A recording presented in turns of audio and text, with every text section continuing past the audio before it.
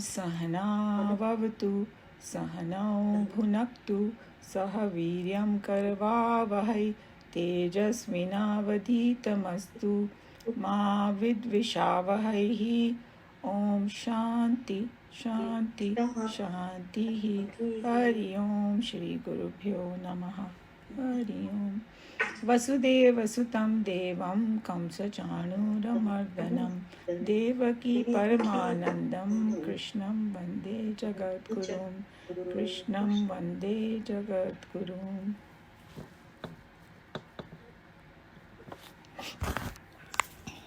Okay, so we are on verse 18 of chapter 6 of Bhagavad Gita.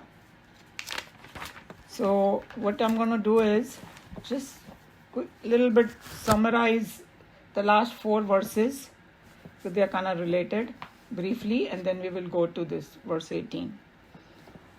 So the summary of the previous verses is that sitting in the seat of meditation, when mind has become absolutely silent, then becomes free of fear. And then if we have a firm resolve to reach that final state, of realization, and with controlling the mind and keeping the mind, Krishna Bhagavan says, in me, and in me means the self. And we consider that Atma or the self as a supreme goal.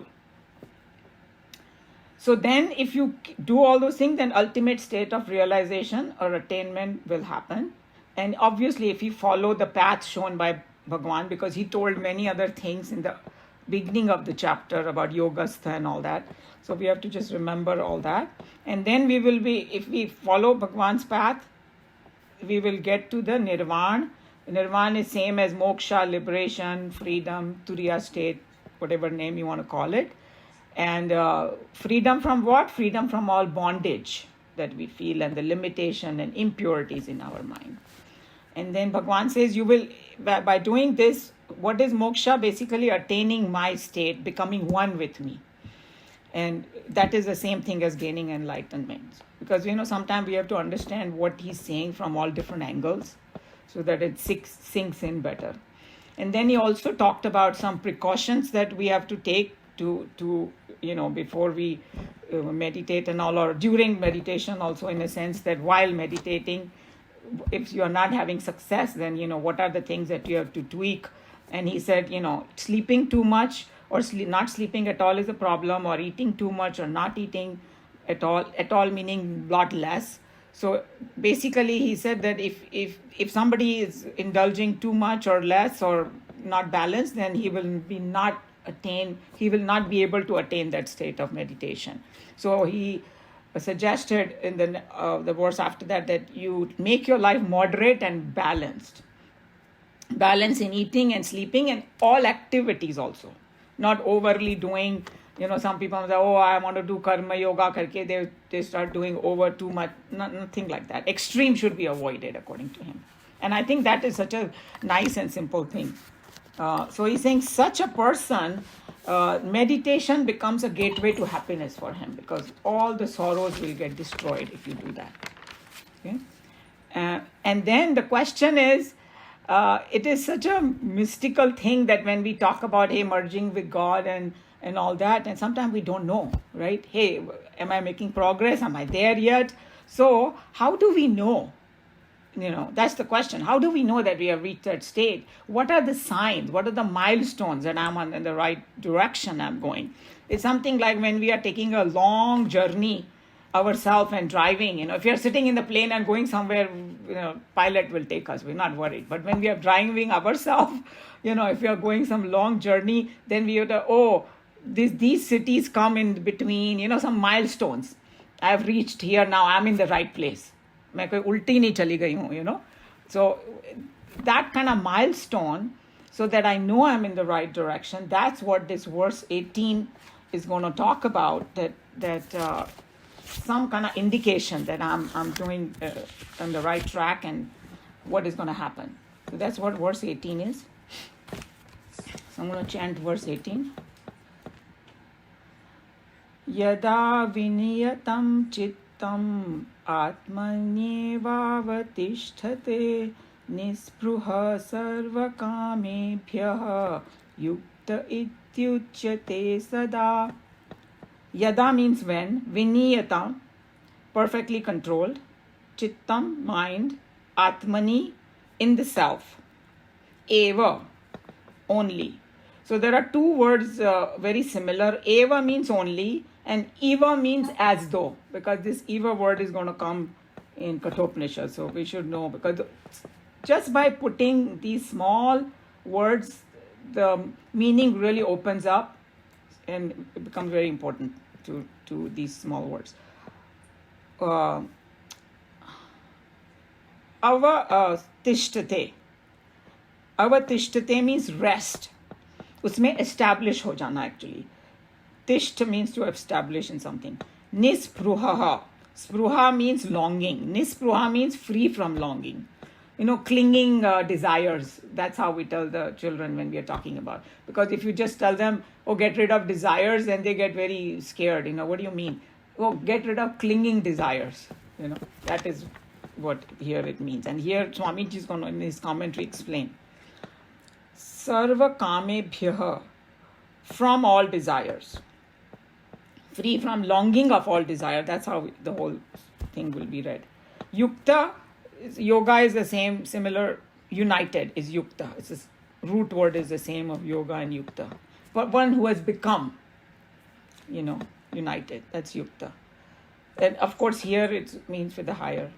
Iti is thus, uchyate is said, tada is then. So let's see, we'll see what Swamis, how they explain this and how they open it up, because that's more important. So, Nikhilananji's some ideas are and some examples are very good. And so, yada over here means when. Means when we have attained that state, when the mind is perfectly controlled or it is at rest, then we know that we have reached the ultimate goal. And further what it means, and it says viniyatam chittam atmani avatishtate, means when mind has become very well under control. That whatever practices we were doing, and now finally it's happening that it is very well under control. What does that mean? Control meaning it has become silent. It's not running after objects. When you are actually sitting to meditate, it's not running after object. And it has become like our friend. Remember, we have previous verses where it says mind can be your enemy or mind can be your friend. So your mind has become your friend. And so that's what is called controlled mind, silent, and it has not running after object and has become a friend. And then when it resides in the self, it only. So that means there is no other notion in your mind at that time. There are no other thoughts or concept or ideas or something like that except the Atma. You are resting in that. And यहाँ पर जो word eva है ना, it becomes very important one, because self alone, nothing else. That's why the word eva is important over there. And the word avtishta we saw is like stationed in the self. जैसे वहाँ पर विश्राम कर रहा हो, जैसे, in lap of God, establish in it. And then nispruha kamebhya means totally detached from the all objects, pleasures, all such, any kind of those kind of thoughts are not coming to you. Because if somebody feels at rest somewhere, they won't want anything else, right? At that moment. So that's what it is. So Lord Krishna is saying that when all these things happen, then this state is called the yukta state. The word yukta is used, means you have reached the samadhi or absorption in the self. So then he is further explaining, sometimes, all these words sound great, but then if you open it up, then what does it exactly mean? So, Nikhilananji was explaining that mind is made up of thoughts. And, someday if we get a chance, we will do self-unfoldment, because Chinmanaji explained what mind is so well. He compared it to a river. So river is only called river when there is a flowing water.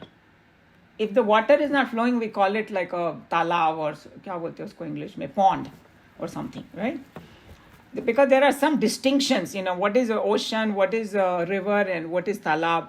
Ocean is when जिसमें बहुत सारी waves आती हैं and it doesn't leave its boundaries, but नदी तो बहती रहती है. So if कोई नदी एकदम बहना बंद कर दे तो उसको नदी नहीं बोलेंगे हम लोग, So वैसे ही when the mind is having thoughts, then it is a mind. It's like a running water, running thoughts. And when the thoughts are not there, it's called no mind. So, like mind is folded or है ही नहीं वो. Because mind का कोई shape तो है नहीं. तो जैसे ही thought शुरू होता है, mind चालू हो जाता है. Thought खत्म हो गया, तो that's how you remember that. So, mind is made up of thoughts. And then, so what we are trying to do is, we are trying to think of a particular subject. Thinking is focused and concentrated. And when you have this, and in the worldly example also we see, if we focus completely on something, we become unaware of everything around us. कोई बहुत absorbed है ना किसी चीज़ में, तो वो उसका ध्यान ही नहीं होगा कौन आ रहा है, कौन जा रहा है, क्या हो रहा है, That's how it is. So you are not aware of your surrounding. And so what is the difference in the meditation? So there also you're trying to concentrate. The biggest difference that we have to remember in meditation is we are not thinking about objects, but thinking about the self and getting absorbed in the self. Because then we have to remember what is self actually. And these are all the previous things coming, because as I said in Bhagavad Gita and any Shastra, we cannot forget about what we have learned about it. Because then if we forget, then it's not going to be as useful. So what is self is, because self is even the witness of the mind. We have done this, right? That we think we are the mind. No, we are not the mind, because we know when our mind is not functioning well. Oh, I'm depressed, we say. Or actually it should be saying that my mind is depressed, or my mind is very happy. So there is some entity behind the mind which is observing the mind. If I'm saying I know what my mind is doing, that means there is a witness there. So that's what we have to remember, because self is even the witness of the mind. And it is, self is it's illumining the mind. And the word they use, illumining, because in Kathopanishad now the same exact thing is going to come. We say that there's synergy going on between the two, because illumining over here has a slightly different meaning than the actual light. When we think illumining, we think prakash. Okay, that's also correct, because physical expression is, of that Brahman. One of the expression is prakash. But here when they say illumining, means is giving it power to become conscious. Okay, so that's how we have to look at it. जैसे कि कोई एक flashlight होती है, it cannot work without the battery behind it. So just as a crude example, but maybe it'll clear up a little bit, that consciousness is like a battery for our mind. It is the illumining the mind. And we have already studied so many things about the self. So what is the nature of the self, and also all those things we have to bring it to the mind. And last class I had given a long list from chapter 2. About the words that I had picked out, that, hey, what is self? So, we remember all those things. And then remember that one Nirvan Shatkam we were talking about, and I think Sneha had put a very beautiful person singing it, that, Mano Buddhi Ahankar Chittani Naham, and, Chidananda Rupa Shivoham. So, Nikhilanandji was saying, in the beginning, I am not this, I'm not the mind, I'm not the buddhi, I'm not the ahankar, not the chit.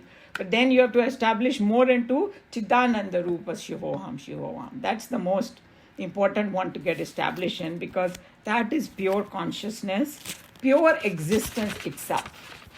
And that's why, in the commentary, he had said that when you become aware of something rather than thinking about something, then you see the same Atma in everything and existence in everything.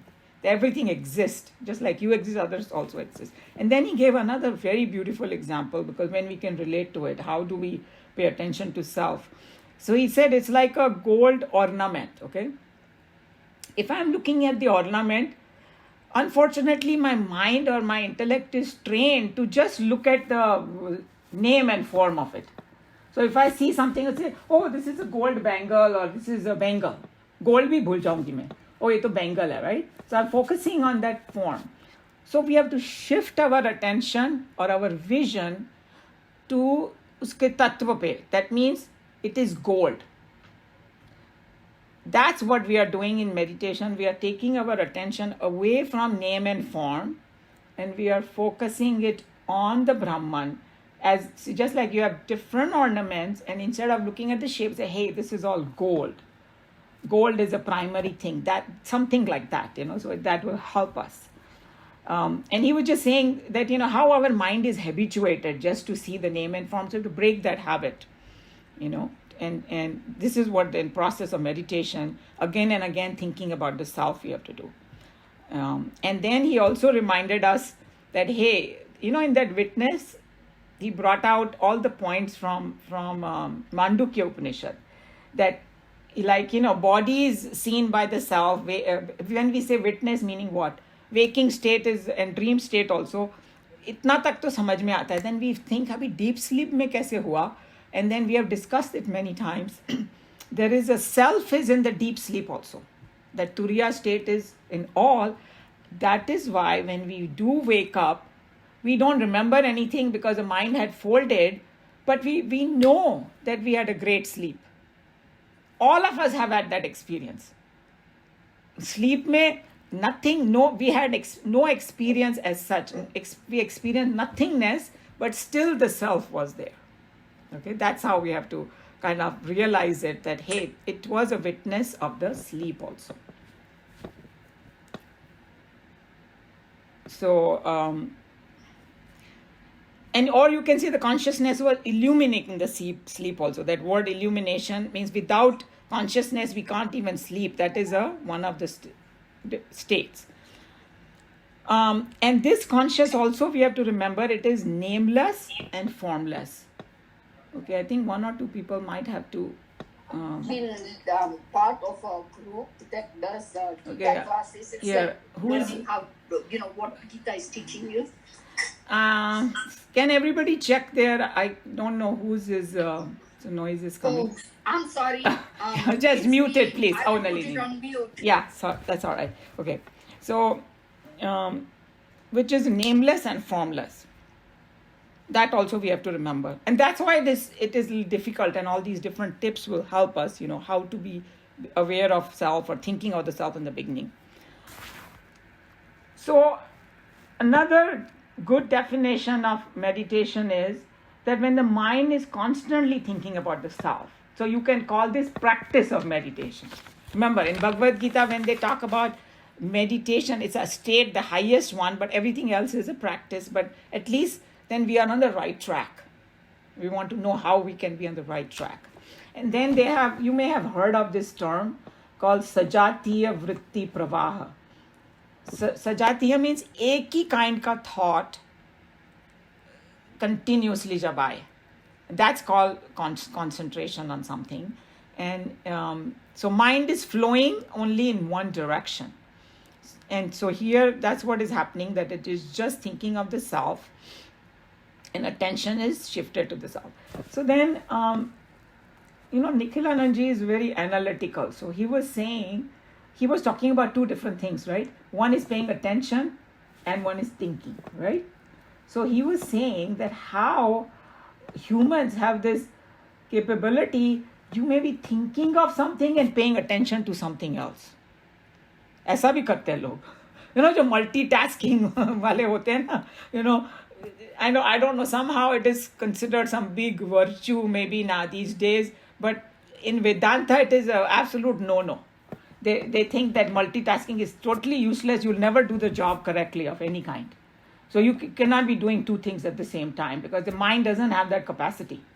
It's like, going in, putting your foot in two different boats and trying to cross the river, something like that, So he's saying this multitasking is no good. It's a no in meditation. So because sometimes I may be doing one thing, but मेरा ध्यान कहीं और है, right? Split personality जैसा हो जाता है वो time पे. That's what he was trying to say, that try to put both the things together in the self. So ध्यान भी वहाँ हो और thoughts भी वहाँ हो. In the beginning में thoughts है, then later on you got drop the thoughts also. So when you both the things are together, then it's again, you can call it practice of meditation. And so the other words you can use is that becoming conscious of that real self and conscious of consciousness, you can say. And then, so this is what he's talking about, when the mind is absolutely focused on the self, that means that chitta atmani avatishtate, that's what it means. Okay? And what will happen then? So remember, like Tejo Menon used that word in Katupna, magic will happen. I love the way he said. What kind of magic is going to happen? All thoughts will start getting dissolved. Dhire dhire sab. Or I tell you, mind will become silent. And Nikhilanand is so brilliant. He gave such a beautiful example. Because now that we have a baby in the family, he said that suppose a child is crying because mother is not there, and so everybody in the family is trying to, especially this happens when they're at the sleeping time, because our grandson, he's totally fine during the day, but at night he wants his mom. So it's like everybody tried to hold the child and they could not appease. Child did not stop crying. Moment mother comes, he recognized and he immediately became quiet and went to sleep. So he's saying that because he recognized his own mother. So now look at this example he gave. He's saying that mind is also like a child running after this object, that object, and when it runs after this and that object, it becomes totally cranky, and it's crying, meaning disturbed. All the sorrows are chasing him here or there. Moment it sits in the lap of Atma, becomes still and quiet.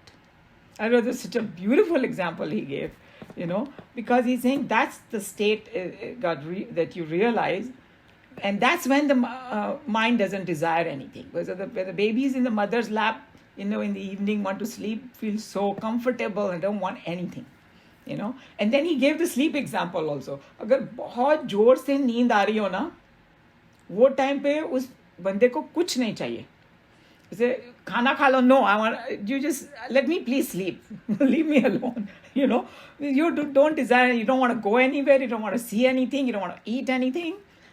So TV kuch nahi. TV kitna bhi great show, it happens, right? जब जोर से नींद आ रही हो, कितना भी अच्छा show, you will fall asleep. So that's what he was talking about. He gave this two beautiful examples that when you reach that higher state, that's how the mind dissolves, that you don't crave for anything. So the word used over here is crave for something. So you become absolutely at ease. And then when you are at ease, that's when, you're not frightened of anything. That fear, remember there was a verse which said that no fear, no craving, no fear, no worry.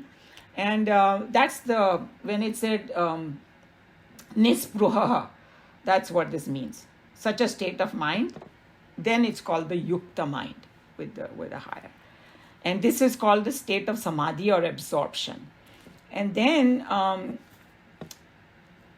he gave another absolutely brilliant example of, thoughts, mind, and self, and, our thinking. So this is what he said. Because we know that mind is powered by that consciousness. It's literally like if God is everything, mind has also manifested from there only, right? So then how do we connect this? So he said, just think of it, there is water. Still water, and due to some disturbance, waves are happening in the water, right? Waves are happening. Where is the wave happening? It is happening in the water only. And when that disturbance is gone, what happens to the wave? It merges back into the water and as though nothing has happened. So now think of it, your mind. Your mind is, actually it is Brahman only. The thought disturbance has come in your mind, waves of thoughts have come in your mind, that's why it is disturbed. But when the waves are gone, as though it's dissolved in the self itself. to me, this example was absolutely brilliant of the wave and the water, because wave is not separate from the water. So he's just saying that when your mind becomes still, that means it's absorbed back into the self only. That's what they're talking about. So, and then he just reminded us that, when people meditate upon, say, a chakra or a mantra or a light or some deity and all those things, that can take you in a trance, like he was talking about. Is also very useful, and it is a very good initial practices. But in the end, he said that you have to shift your attention to the self. You want to progress and go to the final stage, because this final stage is the one that makes you completely absorbed, where there is no division between the meditator, the object of meditation, and the process of meditation. All becomes one homogeneous thing. And same thing like the river becoming the ocean. It becomes one, and now you can't separate them. So that's how we have to remember that what is the difference between if you just get stuck at practicing meditation upon things, which is a very important part of the practice, but then you got to graduate to this, and that is called samadhi. And the same thing. And then he also kind of brought an interesting point. He's saying, really speaking, that is the most natural state, but we get messed up, like, because we that Paranchi Khani, we saw that verse in Katopniषद, because our senses go outside all the time and then keep running away with it and all, and then all kind of crazy thoughts keep coming and all that. So he's saying that we just don't have the practice and the qualification to reach that state, but really speaking, that is a natural state, that Turiya state, or the fourth state that we had studied in. And then also when we say mind get dissolved, automatically all the impurities get dissolved. So that is a given thing. And so this is what this verse is talking about. And the next verse, Lord Krishna is going to give a example, illustration of that state. So he's giving you more information about that state, so we understand that state. But at least this verse has all these points. Any comment, question? Just a question, yes. Umaji, with the mind, now there are different states you talked about it. There is, mind as definition is a flow of thoughts, right? Mm-hmm. When I have just one thought, okay, there is no flow, there is one thought. Is that a mind or not a mind? So it's a better mind. It is more a subtle mind. And even in the river, when there are too many thoughts, so the way Chinmayanand ji explains it, जैसे कि नदी में बाढ़ आ गई है, so there will be a lot of destruction, because it will go here, it will go there, destroy things. And वो जो मतलब we know जब नदी में बाढ़ आती है तो क्या होता है, right? So that's how he compares to a mind with too many thoughts in it. And we know we can't get sleep, and all kinds of havoc happens, right? Yes. So the idea is to keep making the thought less. So as though नदी सूख रही है, कम हो रही है, flow कम हो रहा है, end में जरा सा पानी रह गया है, one thought, but final goal is उसको भी खत्म कर देना. So but you cannot go from barred to complete quietness. It's a process.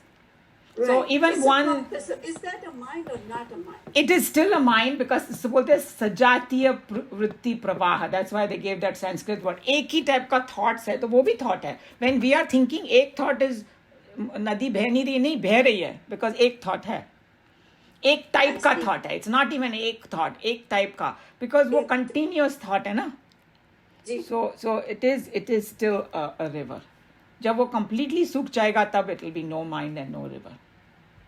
Okay. That's when it completely you have no thought. Period. Yeah, That's and like Nikhilanand ji explained it very well, that no thought state can only come if we are focused on self.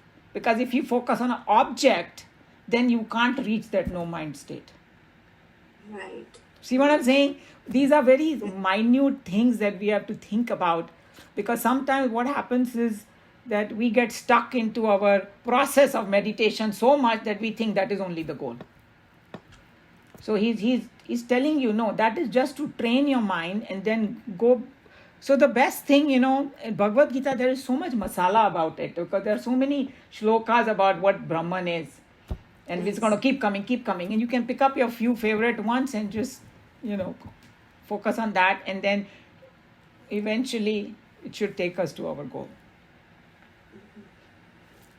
Okay. And one more thing, though, when you talked about gold, what I was thinking was, as we would think of the ornaments, the form of it. Take it to a goldsmith. Oh, yes. In fact, What is he going to look at? Swamiji gave an example one time. He said that,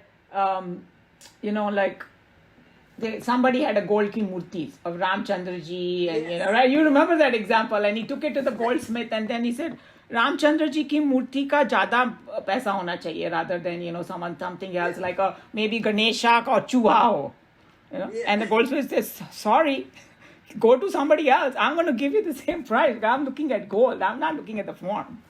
Whether it's Krishna or whether it is, for me, gold is that's what it is. That's exactly right. Yeah. That reminded me when you talked about gold. Yeah.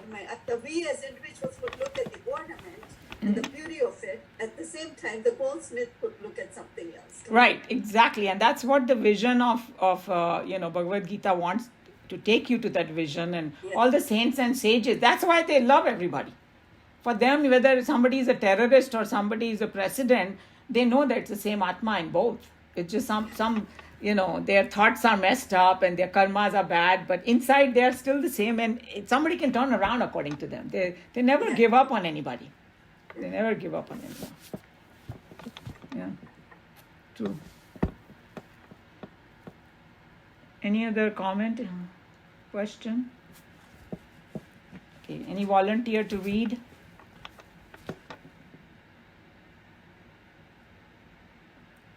If I don't have anybody volunteering, then I'm going to ask Meera ji,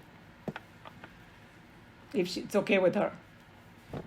It's fine with me, but I think Sushil ji raised his hand. Oh, he did? Okay, sorry. I didn't see. Yes, Sushil ji, please. I'm glad you saw it, because...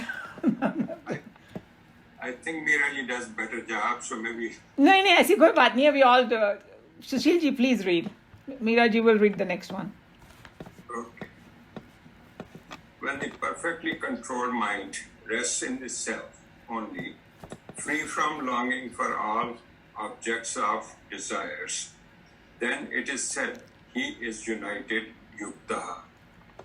This and the following 5 stanzas are a dissertation on the fruits of yoga, and they explain what a perfect meditator can gain in life and what his experiences are while living in this world during and after his spiritual realization.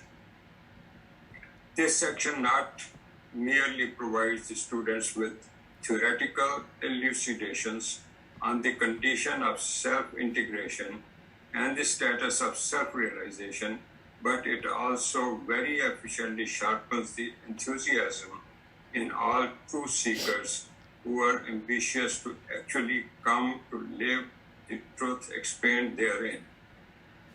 Long sentence. Yes. Very subtle truths, which are the intimate experiences of all true meditators, are so beautifully hinted at in the exquisite suggestiveness of the language used in these verses. So he's talking about not only this verse, but probably about 1, 2, 3, 4, 5, because he's still talking about the final goal over here. But because he's giving so many hints, so we become more enthusiastic. We know what to do now. Because we were talking about it earlier, that how meditation, the word has become so common, and everybody, there are hundreds of apps and hundreds of this, and after a while they're like, what is meditation? I don't even know. I would go back to Bhagavad Gita, because Lord Krishna's word directly, and he has explained everything so systematically. And also when we see, great Mahatma's commentary on it, Shankar Bhashya, all that. And because these Chinmayananji, and in Chinmaya Mission, they follow Shankaracharya Ji's, and he's supposed to be the master of all these things. So then we get it. So we get more enthusiastic, and we know we are on the right track then, That's another very important thing. So that's what he's talking about,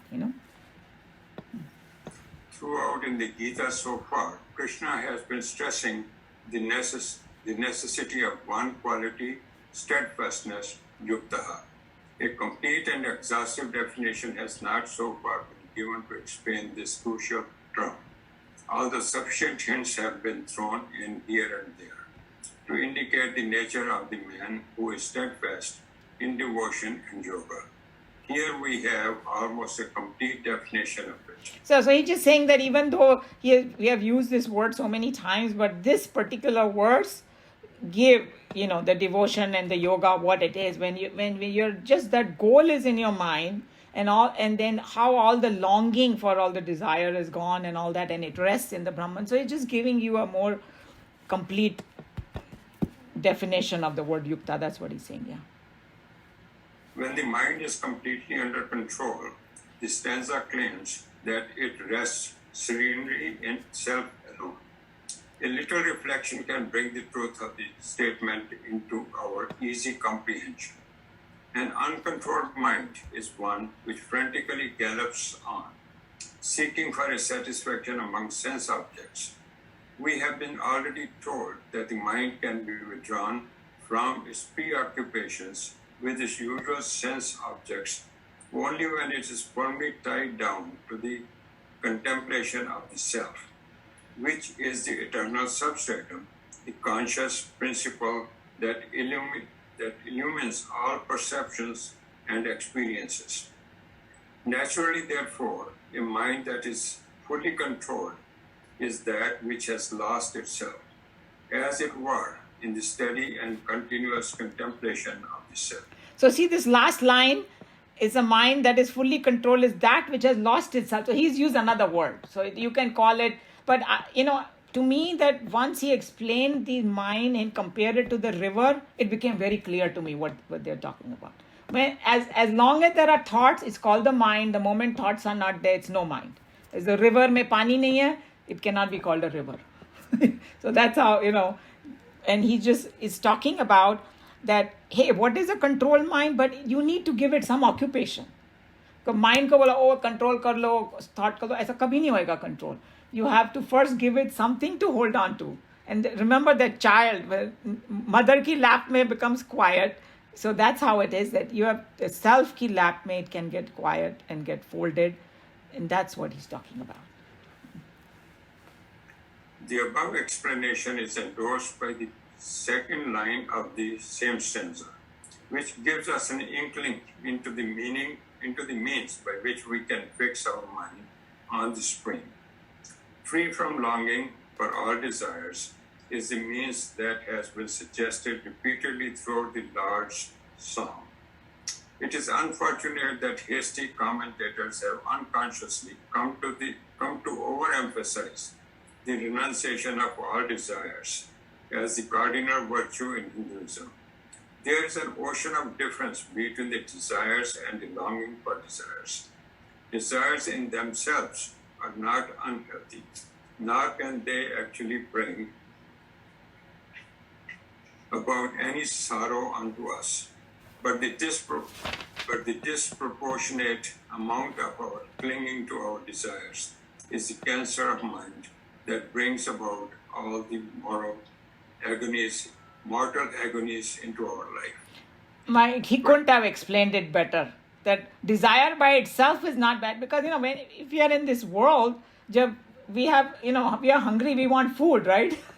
So that's not a bad desire. But if somebody says, मुझे ये ही खाना है और ऐसे ही खाना है, then it becomes a pain for himself and people around. I'm just giving a example. So basically he's saying that disproportionate longing for the desire. So then we have another word, like I told you, that craving for something, clinging desire is the one that जो desire जो हमको रात को सोने नहीं देती है. That we keep thinking about it, or we keep thinking without that fulfillment, I'm not complete, as though, I want it so bad. So those are the problem he's saying. A simple desire, if somebody has and the means to fulfill it, and by easy means, you don't need to worry about it. But something that you are disproportionately, you have to put so much effort, and it creates so much disturbance, and all those kind of things he's talking about. So he's making it more even simpler for us. That just give up the craving for the desire. And then we have the other word we use in Bhagavad Gita, give up the attachment to things. Having things is not a problem at all. You can have whatever, but then give up the attachment, unnecessary attachment. Same thing. For example, desire for wealth is healthy, in as much as it encourages the mind to act and to accomplish, to acquire and keep, to earn and to save. But when this desire possesses an individual in such a way that he becomes almost hysterical with his own over-anxiety at his very desire, it makes him incompetent to put forth any substantial creative effort and thus accomplish glories worthwhile for the dignity of the man.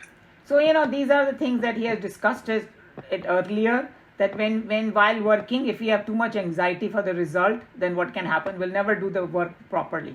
So, so उसको कितनी भी बड़ी desire होगी, वो fulfill वैसे भी नहीं होगी, because he's not putting the right effort in there. He's not concentrating on what he wants to do. So many things are in this. So basically just he's saying that, any kind of desire, when you see balanced life jo bola na, that also comes over here. Okay, so somebody wants wealth, but then he's so much after that he is, not even taking care of his other things in his life. Maybe ignoring the family, or it can be so many things, not having a balanced life. So then it again is a problem. So we can take it so many different ways, what they are saying. A desire in itself cannot and does not bring about storms in the mind, as does our longing for those very same desires.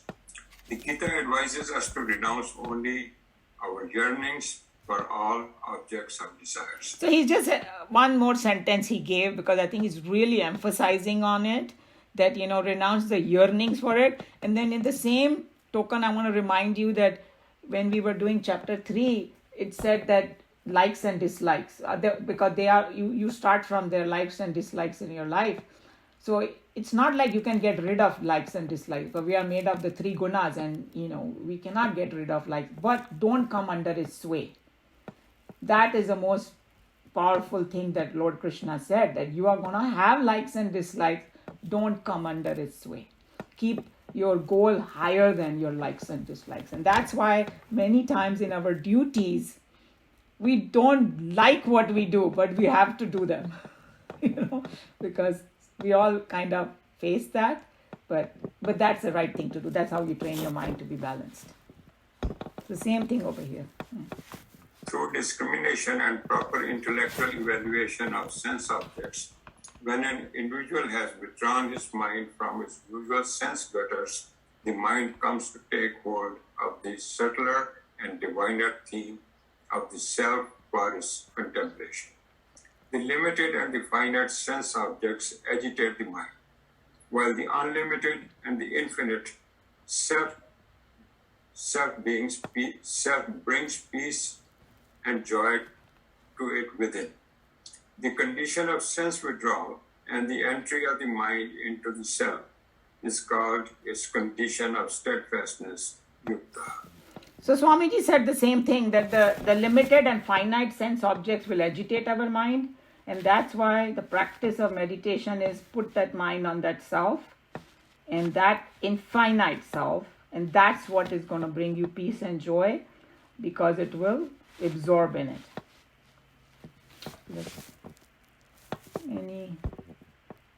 Any comment, question, this verse? What I find is, like, when I try to calm my mind, it runs to 5,000 things rather than self. Yeah, Arjun asked the same question, and it's going to come in this chapter. So basically, Krishna Bhagwan said that he agreed. Arjun said that mind is like a hurricane winds. You're telling me to sit and control it. How do I control it? Exactly what you said, he asked.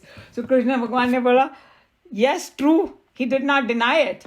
It is. But he said with vairagya and abhyas and vairagya, you can control it. So even though it's running so much, firstly we have to do karma yoga, and karma yoga, I know a lot of people who came later on, I will have to review what it is because there can be a lot of confusion about it. Karma yoga is basically attitude behind how you do your duties. So there are 5 points, and then maybe one of the classes will do that. So if we practice karma yoga, that helps us to calm our mind, and then also gaining the knowledge through the shastras, then we know what is real and unreal. So we don't focus so much on the unreal, but focus on the real. All those are called practice. So practice and dispassion. And more we learn who God is and who we are, the more vairagya we will develop. And then it will. So those are, it's given. It's a very natural thing what you're talking about. And all of us have it, and we just have to be patient. And I would keep studying chapter 6 again and again and getting the tips, and then we'll make progress. He's given everything. And the way I look at it, Bhagavad Gita is a thing that if you really follow what Lord Krishna is saying, just like Arjun, we should get that liberation, right? And if we are not getting, that means we have not somewhere understood, not done enough. So we've got to keep going back at it, and keep understanding more, practicing more, and then it'll happen. That's all it is. But, the good thing is that we have such a fantastic roadmap. If somebody says, I don't know what meditation is, hey, go and read chapter 6.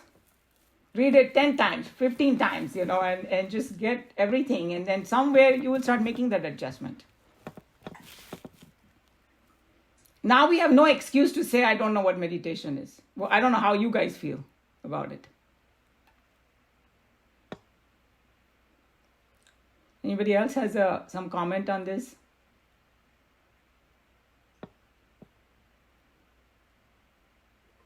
I was just going to say, it's not just reading. It's like what you explained, what Nikhilanandaji explained, there's so much difference than my just reading it, because I read it. But yeah, true. The points that I get, which I read a sentence, but that was loaded with so many things that you explained, or what Nikhilanandaji, and through we got it, and you got it from Nikhilanandaji. It's beautiful. Yeah, I think that when I say reading, that whatever you are saying is part of it, because it's like, remember, Shravanam, Mananam, and Nididhyasana. Without that, we can't get it, right? So what you're talking about is Mananam. This is whatever we are doing is Mananam. And that's why when we just read the verse, we might understand it, but very superficially. Yes, yeah. And, when these Mahatmas, they gave, for me, the examples are, for me, those are the cakes. I love them, because that's what really gels in my head. That, what are they talking about? Because otherwise, these are just words. Right. Yeah. And each sentence is loaded. That's what I'm thinking. Yeah, yes. So that's why, Bhagavad Gita is considered Upanishad only. Lot of Swamis, they will say that it is considered another Upanishad, because it, even though it is Sar of Upanishad, and Upanishad के लिए तो उन्होंने पहले ही बोल दिया कि उसका meaning ही ये है Upanishad. Sit near in humility to understand. Because we cannot understand it on our own. If I didn't have all these commentaries, I won't be able to do anything. True. All the Mahatmas and all that, their words are, because they have really given their whole life to study it. Yeah. And, and they have studied from their gurus. So it is like a guru parampara that's coming down. Yeah. So if we read Bhagavad Gita by ourselves, we're not going to get it. True. Absolutely. We might we'll get benefit. Because at every level there is a benefit. Go to the depths. where we Yeah. need to go, where Lord Krishna is telling us Yeah, to yeah. go. You know, So I that think, depth true. is there. It is one of those things that once you start it and you get interested in it, Yeah. then doors will start opening up for you. You know, that's what it is. I don't know. Did that answer your question, Nareshji?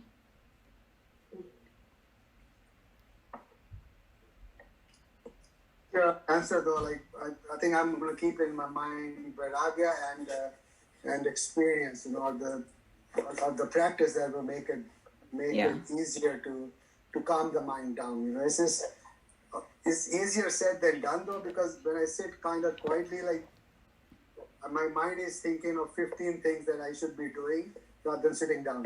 So, you know, if that's what happens, then it is a good idea to maybe chant a mantra that you like, or, you know, even read some spiritual book or something. So you're bringing your mind from everywhere. And then you kind of tell, in the beginning, you know, you can tell yourself, you know, this 1 hour, I don't want to think about anything else, or maybe half an hour. In the beginning, 20 minutes, 10 minutes. Start with something very little. And at that time, you have to learn to block everything. Just like when you're doing some project in the worldly things. If you really want to get something done, you block everything.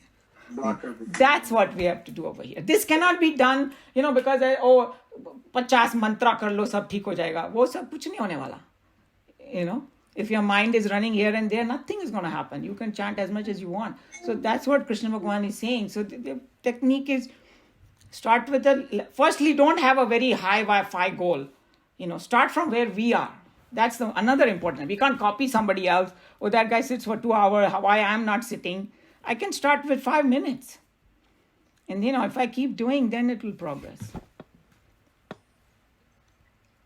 Another thing I noticed is even though the thoughts keep coming, you don't come under the sway of your thoughts. See, very good tip. Very good tip that, you know, thoughts will keep coming.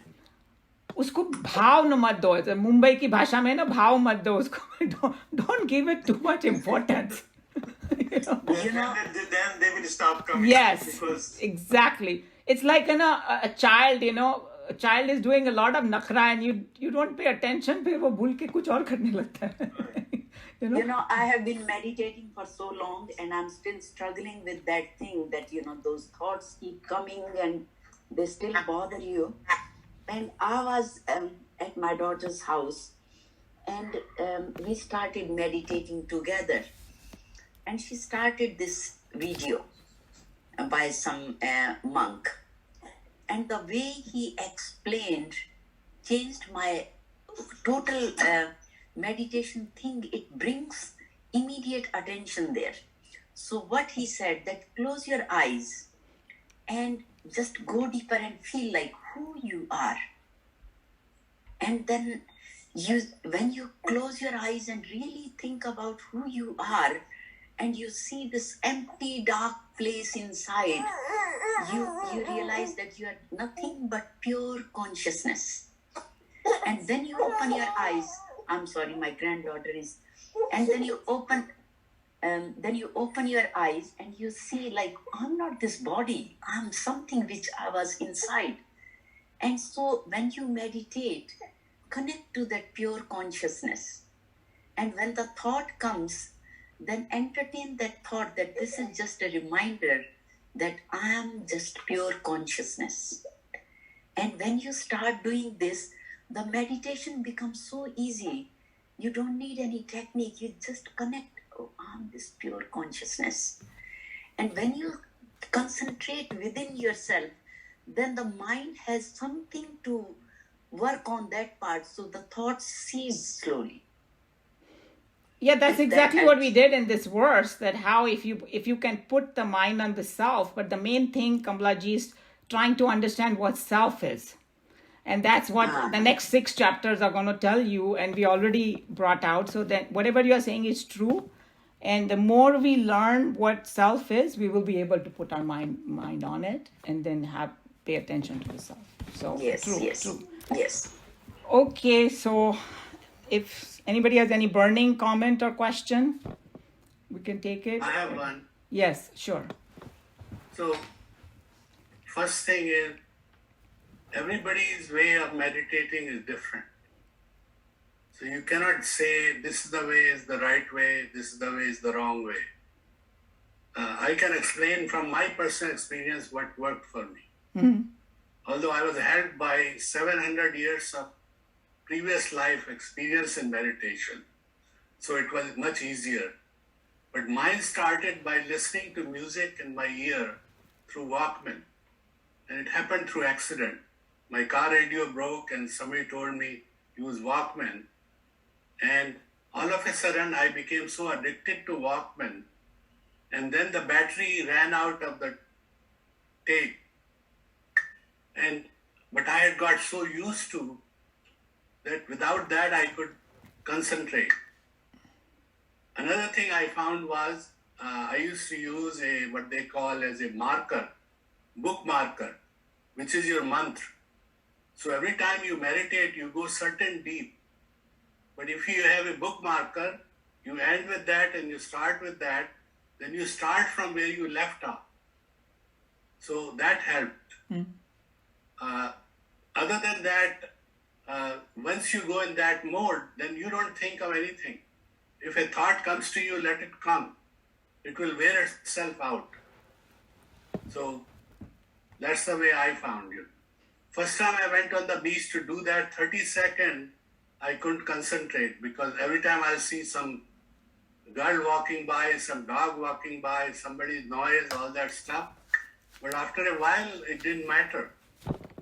So that's my personal experience. Very interesting. Everybody is unique. Yeah. But I never said that I have to meditate. Why do I have to meditate? Once you ask the question means you are not meditating. But the interesting thing is, whatever you are saying, that's what Krishna Bhagavan said, that when all the thoughts, other thoughts don't come. So you did reach that state of quietude. And that's exactly what he's talking about. So I think that everybody's tips are very good one. And in the end, like what Joe is saying, you can, there is a whole array of buffet and you can pick what you want from it and make your own plate and go with that. I think it is based on where you are in your lifetime, right, through multiple lifetimes. Yes. So everybody is unique. True. Okay, so I'm going to close Bhagavad Gita here. We'll go to Kathopanishad.